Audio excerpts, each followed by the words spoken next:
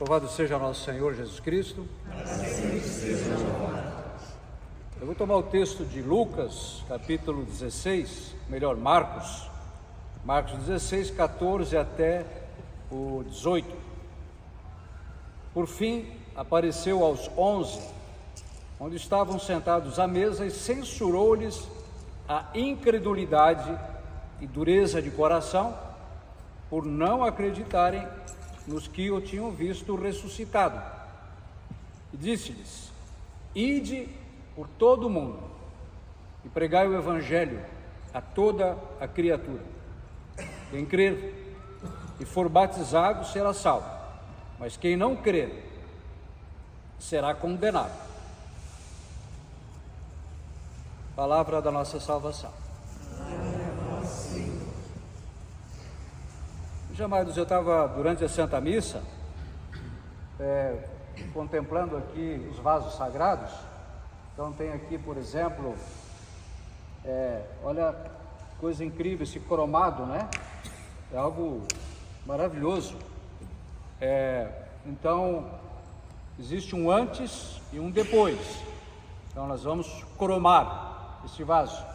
Antes de ser cromado tinha uma aparência.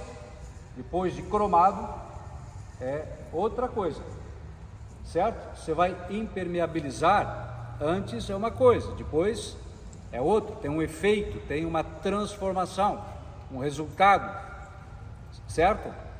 Então, agora, se não realizar aquilo que é para fazer, não muda nada. Então, por isso que Jesus, ele manda evangelizar, fazer acontecer o evangelho. Aonde? Em todas as esferas, instâncias da sociedade humana. É uma ordem, não é uma sugestão, não é um capricho. É absolutamente necessário evangelizar, porque sem evangelização não há salvação. Quem crer será salvo, quem não crer será condenado. A fé, ela entra pelo ouvido, pela pregação. Deus poderia salvar o mundo por um outro meio, ele pode, mas ele escolheu salvar o mundo pela pregação. Ora, quem é que vai pregar o evangelho? Somos nós. Aqui é um mandato, esse tempo verbal é imperativo afirmativo. Ide, ou seja, não tem opção. E o próprio catecismo da igreja nos ensina, o magistério da igreja nos ensina que todo batizado ele tem a obrigação de evangelizar. Não é optativo, é obrigação de evangelizar. Vou dar um exemplo. Esse final de semana, domingo, nós estávamos num pequeno retiro lá no meio das montanhas, lá em Antônio Carlos, uma cidade que deu muitos padres para a igreja, até bispos, e no meio das montanhas, encravado lá, tem uma casa muito bonita de uma senhora, uma irmã nossa, e ela decidiu colocar aquela casa a serviço da evangelização. Poderia alugar, certo? Ganhar um bom dinheiro lá, alugar para pessoal que gosta de montanha. Inclusive ela tinha um dinheiro reservado para comprar um apartamento e decidiu comprar mais uma área anexa para construir lá um pequeno centro de evangelização. Então, veja, isso é uma pessoa que leva a sério a missão de evangelizar. Nós somos trabalhadores da vinha, nós vamos receber uma recompensa de acordo com o nosso trabalho. Nós temos que lembrar, queridos, aquilo que Santo Agostinho nos recorda, que o tempo é a moeda que Deus nos empresta para nós comprarmos a eternidade. Existe um tempo chamado Cronos e outro tempo chamado Kairos. E no tempo Cronos, esse tempo devorador, é preciso acontecer o Kairos, a graça de Deus, certo? Por isso que a palavra de Deus nos alerta: cuidado para não deixar passar a graça de Deus. Graça de Deus é o favor de Deus. E quero dizer assim, a melhor maneira de você garantir a tua salvação é você trabalhar para a salvação dos outros, apostar tudo no reino de Deus. Aquilo que Jesus nos diz: buscar em primeiro lugar o reino de Deus e a sua justiça, e tudo mais nos será dado por acréscimo. E aí que está o problema do mundo. O problema do mundo não é falta de plano econômico, de reforma tributária, de crescimento global, disso, daquilo. Isso sempre existiu, sempre existirá. O mundo só será o céu na terra quando for evangelizado.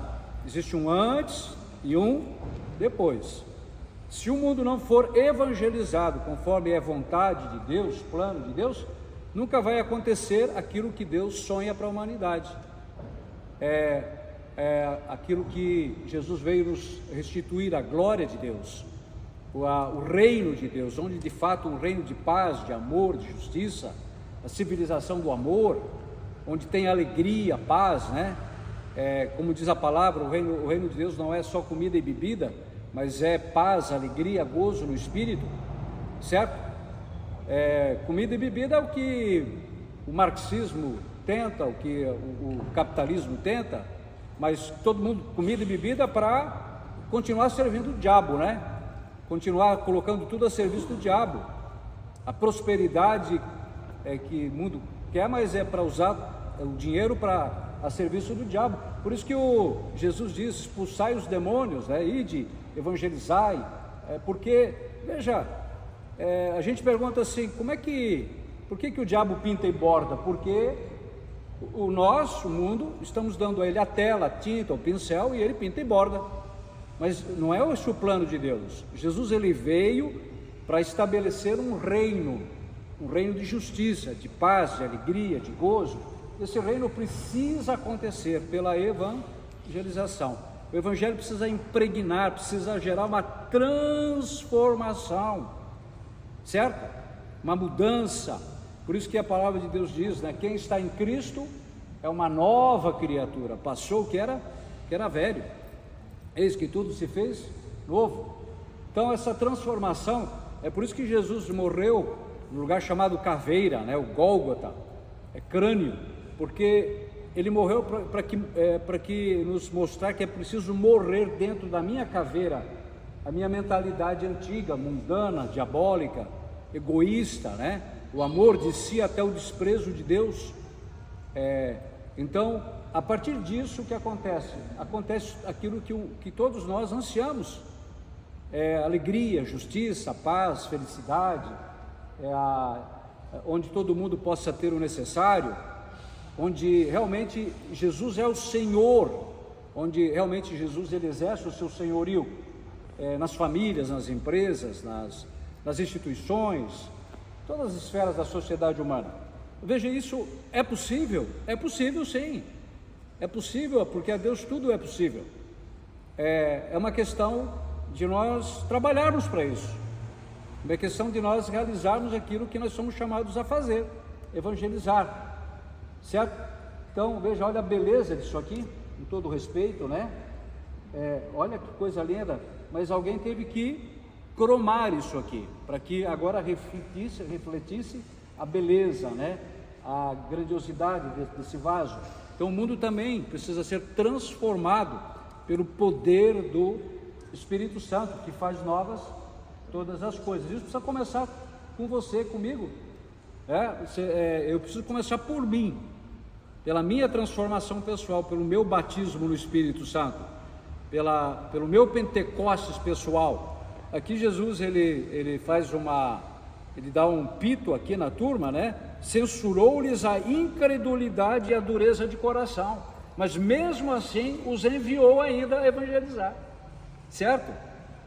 Então veja, Deus ele olha para você, ele olha e diz: Celso é duro de coração, cabeça dura, mas mesmo assim ele ainda aposta na gente. Então, desse passo hoje, você precisa se perguntar o que Deus quer que eu faça, onde eu estou, na minha empresa, na política, dentro da igreja, nas famílias, onde quer que você está, de que maneira eu posso fazer acontecer o reino de Deus, o evangelho, com o meu dinheiro, com o meu talento, com a minha capacidade de liderança, enfim, com as minhas posses. Olha o exemplo dessa senhora, né? Colocou a sua propriedade a serviço da evangelização. Isso é lindo demais. E é uma casa de campo lá que ela poderia usar para outras coisas, né? Agora, então, aí, o que realmente Deus nos chama hoje, eu vou pegar aqui Pedro, né? Pedro capítulo 2, para nós encerrarmos. Segunda carta de Pedro, capítulo 2, aqui tem uma exortação. Primeiro Papa, ele diz assim: portanto, irmãos, cuidai cada vez mais em assegurar a vossa vocação e eleição. Em assegurar, você precisa se assegurar, porque o mundo, aquilo que eu falei, o tempo cronológico, ele é devorador, e ele fica martelando: aproveita, porque você vai morrer, você tem que gozar de tudo que você pode, aproveita, quem pode mais chora menos. Mas não nos esqueçamos, meus irmãos, que o que é visível é passageiro, o que é invisível é eterno. Então usamos de tudo que é visível para entrarmos na posse daquilo que é eterno. Então, assegurar a vossa vocação e eleição, procedendo assim, deste modo, e não de outro modo, certo? Procedendo deste modo, não tropeçarei jamais. Assim vos será aberta, isso aqui, ó, vos será aberta largamente a entrada no reino eterno de nosso Senhor e Salvador Jesus Cristo. Aqui que faz toda a diferença. Será aberta largamente a entrada. Veja, uma recompensa eterna aguarda a nós que somos trabalhadores da vinha, porque por isso que Jesus diz, né? Quem quiser salvar a sua vida vai perdê-la, mas quem perder a sua vida por amor a mim e do Evangelho irá salvá-la. Porque o que adianta o homem ganhar o mundo inteiro se vier a perder a sua alma? E para encerrar de fato, aqui Malaquias, né, é o último profeta do Antigo Testamento, Malaquias, o último livro, né, do Antigo Testamento. Ele diz aqui, olha, vereis, mas o Senhor ouviu atento e diz assim: eu os tratarei benignamente, como um pai trata com indulgência o filho que o serve. E vereis de novo que há uma diferença entre o justo e o ímpio, entre quem serve a Deus e quem não o serve. Há uma diferença. Aos olhos do mundo é perda de tempo evangelizar, é perda de tempo por tudo que temos, somos e temos ao serviço do reino, é perda, é loucura. Mas para Deus há uma diferença, e nós entraremos numa posse, meus irmãos, de um reino eterno por toda a eternidade, por toda a eternidade. Que o Senhor nos conceda o Espírito Santo para que a partir de hoje nós comecemos a de fato evangelizar. Amém. Amém.